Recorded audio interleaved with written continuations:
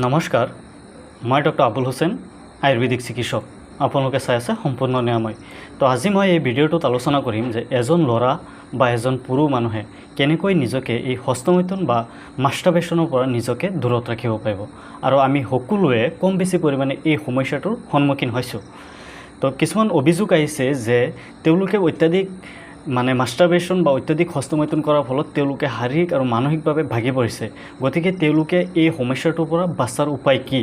তো মই আজিৰ ভিডিঅ'টো সেইসকলৰ বাবে প্ৰস্তুত কৰিছোঁ যোনসকল এই সমস্যাটোত ভুগি আছে।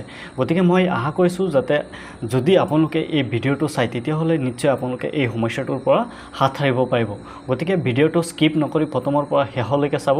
আৰু যদি আপুনি মোৰ চেনেলটোত নতুন তেতিয়াহ'লে চেনেলটো ছাবস্ক্ৰাইব কৰি ল'ব আৰু লগতে বেল আইকনটো টিপি দিব। নাম্বাৰ 1, নিজকে ব্যস্ত ৰখাৰ চেষ্টা কৰক। কেতিয়াও অকলশৰীয়া হৈ নাথাকিব, কাৰণ অকলশৰীয়াকৈ থাকিলে কি হয়, আমাৰ মনটো বেয়া কামৰ ফালে লিপ্ত হয়। সেয়ে যিমান পাৰে আপুনি নিজকে ব্যস্ত ৰখাৰ চেষ্টা কৰক।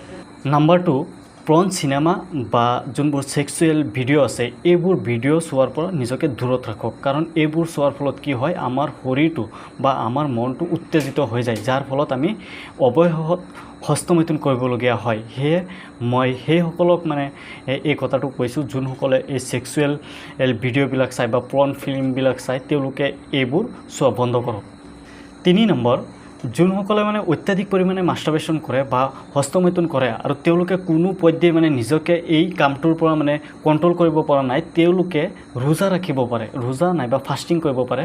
কাৰণ এজন মানুহ যেতিয়া ক্ষুধাৰ্ত অৱস্থাত থাকে তেতিয়া আমাৰ শৰীৰত কোনো ধৰণৰ উত্তেজিত ভাৱ সৃষ্টি নহয় আৰু এই উত্তেজনাটো কি হয় নিয়ন্ত্ৰণত থাকে।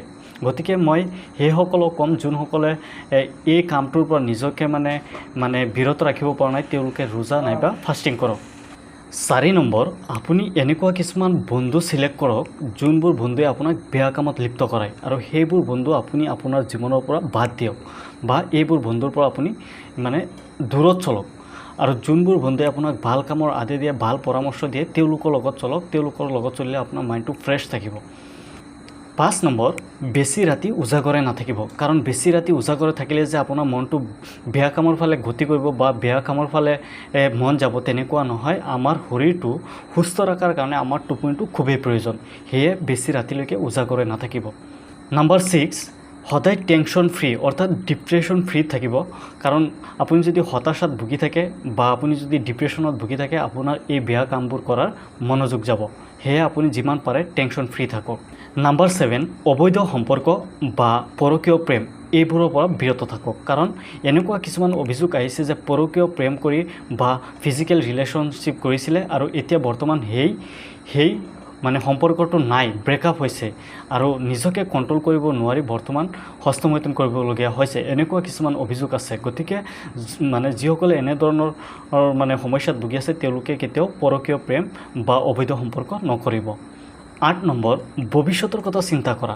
অৰ্থাৎ আপোনাৰ যে জীৱনটো ইয়াতেহে তেনেকুৱা নহয়, আপোনাৰ এটা ভৱিষ্যত আছে। যদি আপুনি জোৰ জুলুম কৰি আপুনি শৰীৰটোক উত্তেজিত কৰি যদি আপুনি এইবোৰ কৰি থাকে তেতিয়াহ'লে আপোনাৰ ভৱিষ্যতত কিবা নহয় কিবা এটা প্ৰব্লেম আহিব পাৰে, সমস্যা আহিব পাৰে। আৰু এনেকুৱা কিছুমান অভিযোগ আহিছে যে বিয়াৰ পিছত স্বামী স্ত্ৰী একেলগে শুই থাকে কিন্তু স্বামীয়ে বা হাজবেণ্ডে একো কৰিব নোৱাৰে, এনেকুৱা অভিযোগ আহিছে। আৰু যাৰ ফলত স্ত্ৰী বা এই পাৰ্টনাৰজনী ৱাইফজনীয়ে নিজে হস্তমৈথুন কৰিবলগীয়া হয়, এনেকুৱা সমস্যা হৈছে। গতিকে আপুনি আপোনাৰ ভৱিষ্যতৰ কথা যদি চিন্তা কৰে তেতিয়াহ'লে আপুনি এইবোৰ কৰিবলৈ আপোনাৰ মন নোযোৱা হ'ব। নাম্বাৰ 9, যদি আপোনাৰ উপযুক্ত সময় হৈছে তেতিয়াহ'লে বিয়া পাতি লওক। কাৰণ আপুনি যেতিয়া বিয়া পাতিব তেতিয়া আপোনাৰ এই হস্তমৈথুন বা মাষ্টাৰবেশ্যনৰ প্ৰতি আপোনাৰ মন নোযোৱা হ'ব। আৰু চৰকাৰী নিয়ম অনুযায়ী এজন ল'ৰা যেতিয়া 21 বছৰ হয় আৰু এজনী ছোৱালী যেতিয়া 18 বছৰ হয় তেওঁলোকে বিয়া পাতিব পাৰে। যদি আপোনাৰ উপযুক্ত বয়স হৈছে, মই আপোনাক এইটোৱে আদেশ কৰিম যে আপুনি বিয়া পাতি লওক। আৰু আজিৰ ভিডিঅ'টো ইমানতে আছিলে আৰু পৰৱৰ্তী সময়ত অন্য এটা ভিডিঅ'ত দেখা হ'ব। আৰু যদি আপোনালোকৰ কিবা কুৱেশ্যন আছে তেতিয়াহ'লে আপোনালোকে কুৱেশ্যন কমেণ্ট বক্সত কৰিব পাৰে। মই চেষ্টা কৰিম যাতে আপোনালোকৰ প্ৰত্যেকটা কুৱেশ্যনৰ আনচাৰ দিবলৈ। ধন্যবাদ।